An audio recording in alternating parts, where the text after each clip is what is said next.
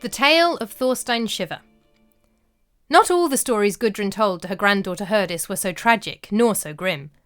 One day, not long after they buried the witch, Herdis remembered a man with an unusual name who had come up briefly in the sad tale of her grandmother's third marriage.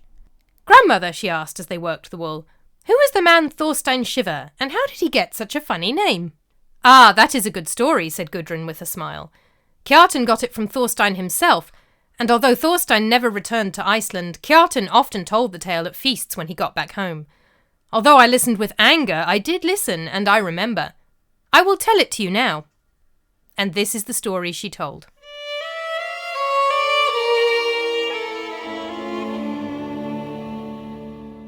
King Óláf Tryggvason had dragged his captive Icelanders along with him on a royal progress around the farms near Vik. They were staying at a large farming estate called Rime on the night that Thorstein Shiver got his name. Thorstein Thorkelson was his name before, the son of Thorkel, naturally, and grandson of Asgeir Scatterbrain, the origin of whose even more interesting nickname is, I'm sorry to say, lost to time. There was a great company of men accompanying the king, but the farm was well suited to host them. It had a great longhouse with long benches along both sides of the fire pit, and plenty of space towards the back for sleeping. And within the fenced area, alongside the usual buildings like grain stores and fish stores, was a large purpose-built outhouse. It was designed like an ancient Roman toilet, with long benches studded with holes over which men sat when they needed to spend a bit more time relieving themselves. And instead of the old Roman system of building tunnels full of flowing water underground, which few places use these days, the outhouse was placed on a bridge over the river, so the river washed the waste away without needing some unlucky man to do it. It was a huge outhouse, big enough for 11 people to sit on either side of it, so rich was the owner of that farm. Both ale and mead were flowing freely that night, and all the men had their fill and more. Before they all retired to sleep, King Óláf wobbled to his feet and made an announcement. "For your safety," he said, "as well as for warmth and to make the most of the space, you will all sleep in pairs tonight." Thorstein and Kjartan each caught the other's eye and nodded. They would be bedfellows. "If you need to go to the outhouse during the night," continued the king, "you must not go alone. Take your bedfellow with you. It would not do to have my men wandering around in the dark alone at the mercy of trolls and draugrs." The men all mumbled their agreement and emptied their drinking horns down to the dregs. Eventually they spread themselves out along the walls towards the far end of the longhouse and settled down in pairs to sleep. An hour or two later, in the dead of the night, Thorstein woke up needing to visit the privy. He looked down at Kjartan, sleeping soundly beside him, and reached out his hand to wake him up, but at the last second he pulled back and quietly moved away. Kjartan was snoring, sunk into a good, deep sleep such as he had struggled to get since the king had taken him hostage, and Thorstein did not want to wake him and drag him out into the cold to sit with him in the privy for what Thorstein sensed was going to be quite a long time. So he softly pulled on his leather shoes, grabbed a heavy cloak to throw around his shoulders, picked up his fire steel and striking stone and an expensive beeswax candle, and tiptoed out into the chilly night air to scurry across the farmstead to the outhouse. The privy building stretched across the river, long and thin. Thorstein let himself in and sat down with relief in the nearest spot, just next to the door. He quickly lit the candle with the fire steel and striking stone and set it down next to him on the lip of the row of seats. It threw strange shadows on the walls, a deeper blackness against the dark of the windowless building. Just as he had got himself settled, he heard a weird sort of scraping sound coming from the far end of the outhouse, from the seats right at the back, deep into the building and sitting far out across the river. Unable to get up, he managed to lift his candle and hold it out as far as he could to see what manner of thing might be crawling up into the building from the water. He saw 2 bony hands rise up from the hole underneath the furthest seat and grip the sides of the opening. They pulled up 2 bony arms behind them, and then slowly the head rose, gliding up from the depths of the toilet, its skin stretched thin across its skeletal face and its eyes bulging, wispy threads of hair clinging to its knobbly skull. An equally thin body followed, all grey and brown and black in the flickering light of the candle, a threadbare cloak and dirty loincloth hanging loosely over its sharp, stick-like form. The thing pulled itself up out of the hole and swung its skinny legs around to sit on the farthest toilet. "What are you?" gasped Thorstein eventually, when he had summoned up the nerve to speak. "In life I was Thorkel the Thin," intoned the creature, as if remembering something learned by rote. I died more than 200 years ago in battle against the Danish King Harald Wartooth." "You claim to have been a man once," said Thorstein, not buying it. "I have never heard of a Thorkel the Thin. Where have you come from?" "I have dragged myself up from hell," said the thing, leaning on its knees as it settled itself on the toilet seat. "Now that I can believe," said Thorstein. Still unable to remove himself, he found that the thing became less alarming if he talked to it and obtained a reply. Even the oddest conversation is better than sitting in silence while a demon does its business in the far corner. So he asked it, "What is it like down there, in hell?" "What do you want to know?" asked the demon. Thorstein thought for a moment. He was not sure how much detail he really wanted to hear. "There must be a great many heroes down there in hell," he said. "Great men of older days, who were not only unbaptized, but who carried out many deadly deeds in life, and were often less than contrite afterwards. Tell me, of all the great heroes who are even now enduring the torments of the devil, which man bears it best? Who is the most stalwart, the most stoic, the calmest in the face of eternal damnation?" "That is an easy question to answer," replied the demon. "Sigurd Fafnersbane, who killed the great dragon when it was protecting its hoard of treasure and cut out and ate its heart, and who rode through fire and tricked the great Queen Brunhild." "I am impressed, but not surprised," said Thorstein. And then, though he was still not quite sure he wanted to know, he asked, "What kind of torment does he suffer?" "He kindles the cook fires," said the demon. "Oh," said Thorstein, relieved. "Well, that doesn't sound so bad." "It is far worse than you think," the creature corrected him, "for he is also the kindling." "Oh," said Thorstein, subdued. "That, I grant you, sounds like torture. So which of the heroes has the opposite reaction? Who reacts the most and has the hardest time enduring his eternal punishment?" "That is also an easy question," said the demon, "for the answer is certainly Starkad the Old, the 8-armed giant who murdered a Norwegian king and defeated the sons of Gandalf. He cries out so terribly that his screaming is a greater torment to the rest than anything else, and we never get any reprieve from it, for there is no night or day in hell." "I am shocked," said Thorstein, "for surely he was a fearsome and brave warrior. What possible horror could bring him to such a state? What torment does he suffer?" "He stands up to his ankles in fire," said the monster. "As terrible as that sounds," said Thorstein, "surely it is not as bad as the fate suffered by Sigurd. I would have thought a great hero like Starkad could endure such a thing." "No, you don't understand," said the demon. "Only the soles of his feet are sticking up out of the flames." "Ah, yes, I see your point," said Thorstein. Thorstein shifted uncomfortably. He was finding it difficult to finish what he had come there to do under these circumstances. An idea started to form in his mind. "Demon," he started to say. "Thorkel the Thin," the demon corrected him. "Thorkel the Thin," Thorstein repeated. "I am trying to imagine these scenes that you are describing, very effectively, I might add. Could you scream for me the way Starkad the Old screams in hell, so I can get a better sense of what it is like down there?"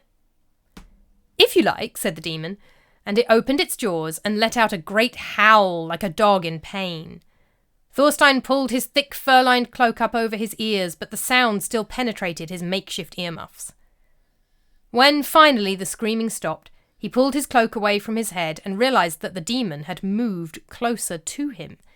It was now 3 seats further into the outhouse, and had left its isolated corner at the back. But all that Thorstein said was, "That was not much of a scream.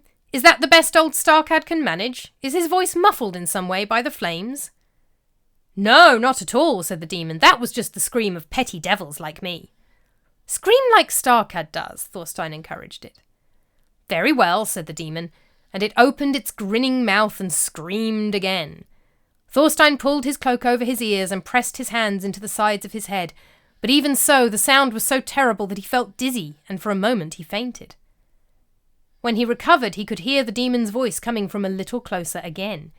It had moved again, once more shifting 3 seats nearer to where he was perched near the door, so that there were now only 3 seats between them. It was staring at him, talking to him, saying, "Why have you gone so quiet?" "I am silent because I am amazed that you have such a great and terrible voice, though you are a fairly small demon," said Thorstein shakily. "Was that an imitation of Starkad's loudest cry?" "Hardly," cried the demon. "That was one of his quietest screams. We'll get a bit of rest when he sounds like that." "Well then, stop stalling and let me hear his loudest cry," demanded Thorstein. He folded up his thick cloak and wound it around his head, the fur lining tickling his ears, and he held it there firmly with both hands. The effect was more one of comfort than any practical use. The demon puffed out the papery skin on its cheeks, rolled its eyes back into its skull, and began to howl so loudly that Thorstein felt as if his ears were about to pop out of his head. At that moment, just as Thorstein felt he might die from the sound alone, the church bells rang out. The demon tumbled to the floor and rolled away, down to the dark end of the outhouse, its bones knocking against the wood as it tumbled. Thorstein also slumped forward and once again passed out for a few moments, but as the bells rang out and then went quiet, he came back to himself.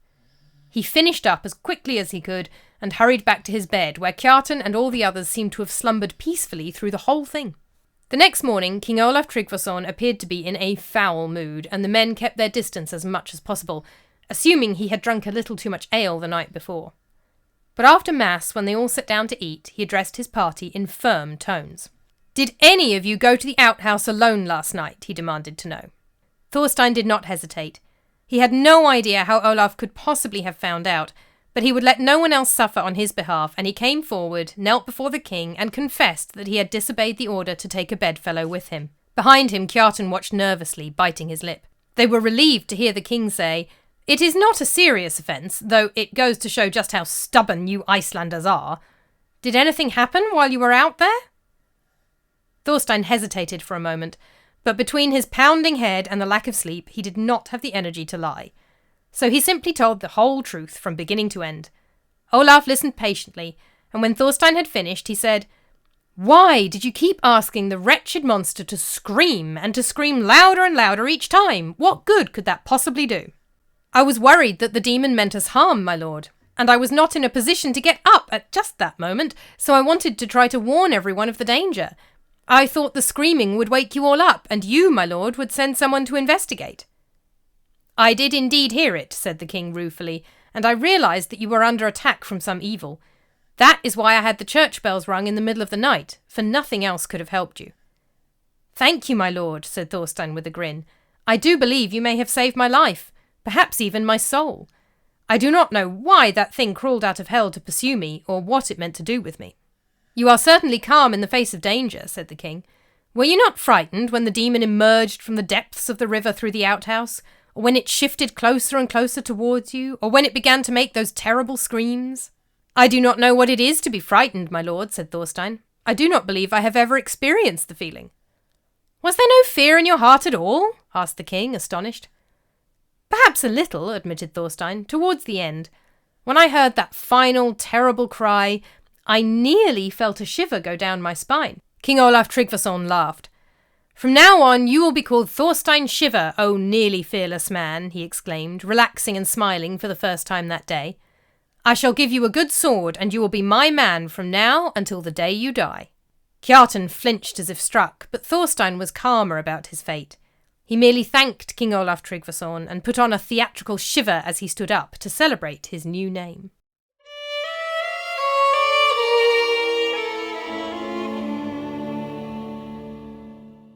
"What a silly story," exclaimed Herdis. "Is it true?" Gudrun shrugged her shoulders. "Kjartan always said it was true," she said. "Of course he slept through the whole thing and heard no screaming at all, nor even the church bells ringing in the middle of the night. But he always was a deep sleeper." "What happened to Thorstein Shiver?" asked the young girl. "He was killed in battle alongside his king a few years later," said Gudrun sadly. "Their longship, the Serpent, was surrounded, and King Olaf Tryggvason threw himself into the sea. Thorstein Shiver's body was found on the boat when it was boarded. He never saw Iceland again." "How sad!" exclaimed Herdis. "What a fate for such a brave man." "There is a fine line between bravery and foolishness," said Gudrun. "I'm not sure I can say for sure which side of it Thorstein Shiver fell. Come now, Herdis, the light is fading. Let us go into the church and pray for his soul." And so they gathered in the wool and picked up their candles and made their way into the church for their evening prayers. Herdis kept glancing from side to side, checking that she could not see anything untoward lurking at the far end of the pews.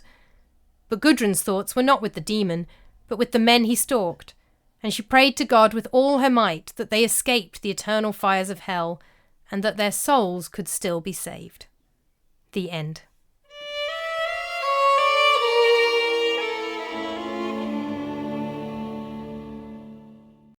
Hello, welcome back to Creepy Classics, the podcast retelling ancient, medieval and early modern ghost stories. I hope there isn't a bunch of sound interference in the background. Somebody's drilling outside the window.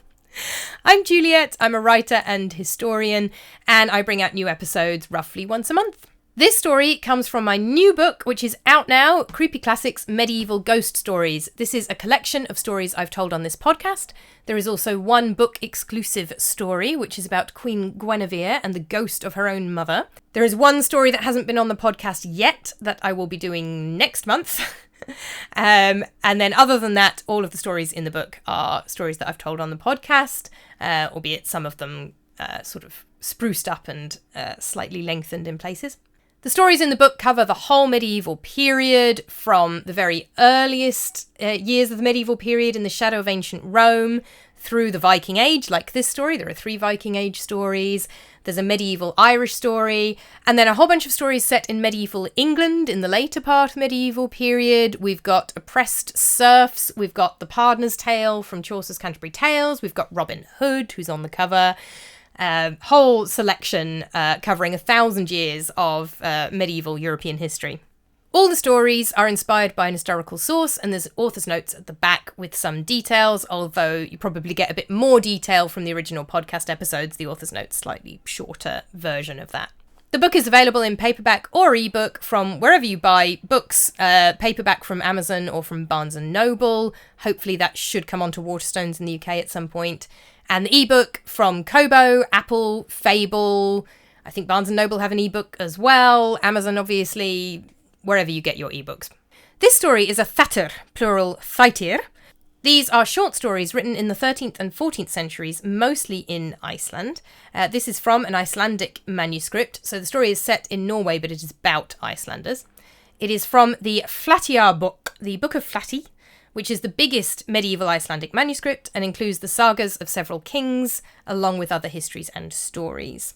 This story is quite different from the other 2 Viking stories in the new collection because it's much more of a comedic fable. The other stories are part of Iceland's history. They are obviously kind of legendary. They have draugas in them, and monsters and witches and all sorts of things.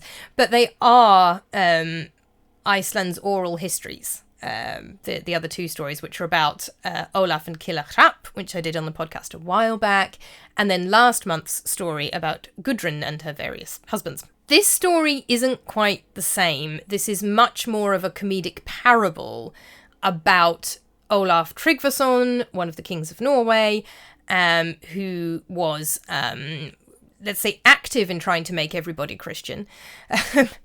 In this story, he has taken the Icelanders hostage until Iceland converts to Christianity. He was fairly violent in his zeal for making everybody Christian. And this is showing what a good Christian king he is and how he takes care of his men, and he saves Thorstein from this demon in the toilet. And it's also, obviously, not meant to be taken entirely seriously. The entire thing takes place in the toilet, and it's this very kind of parable-like structure. Thorstein says, what's it like in hell? Who suffers torments best? Who suffers it worst? Scream like Starcad screams. This is not a realistic conversation. That being the case, I wanted to give it a framing device of some sort. This is something I try to do with stories that are more obviously fairy tales, fables, parables that are not terribly realistic. I try and give them some kind of framing device in a lot of cases. And in this case, I decided to connect it to last month's story. So in the book collection, these 2 stories appear next to each other. And on this podcast, you don't have to buy the book, don't worry. The previous story was last month's story. So last month's episode, Gudrun was telling her granddaughter Herdis her life story, basically. And I decided to make that the framing device for this story as well. Because Thorstein is one of the Icelanders who is with King Óláf. King Óláf had held Kjartan and Bolli hostage in last month's story. So what I did was I made Kjartan Thorstein's bedfellow. So in the story, the bedfellow that Thorstein doesn't want to wake up is not named. It would make sense if it's an Icelander. It would make sense if it was Kjartan or Bolli, because this is the king who holds them hostage. So what I did was assume that Thorstein had gone over to Norway with Kjartan and Bolli in that expedition, that Kjartan was Thorstein's bedfellow, and therefore when Kjartan did eventually come back to Iceland, he had told the story, Gudrun had heard it from him, and she then told it to Herdis. So it was a way of connecting the story with the previous story, and of providing this framing device for this rather kind of sillier, more comedic story. The story of Gudrun and Bolli and Kjartan is from Laxdæla saga, and that was last month's story, so do check out last month's episode if you want to hear more about that. The two heroes mentioned are Sigurd, who's fairly well known, I think, who killed the dragon Fafnir, subject of many, many stories, sometimes under the name Siegfried. And Starkad the Old, who's a bit less well known, if you don't know Norse mythology very well. And there are a couple of kind of versions of the story of Starkad the Old. In some cases, he's this multi-armed giant, in others not. In the Gesta Danorum, Starkad the Old works for a king called Frotho, which is the root of the name Frodo.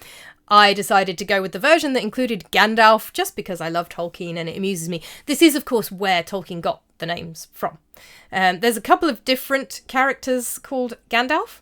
It is the name of two different characters in Norse mythology. There is a 9th century legendary king from southern Sweden and southern Norway who fought Halfdan the Black, who is described by Snorri Sturluson in Ynglinga saga and in the saga of Halfdan the Black. That is the Gandalf I have mentioned here, as somebody who came into conflict with Starkad the Old.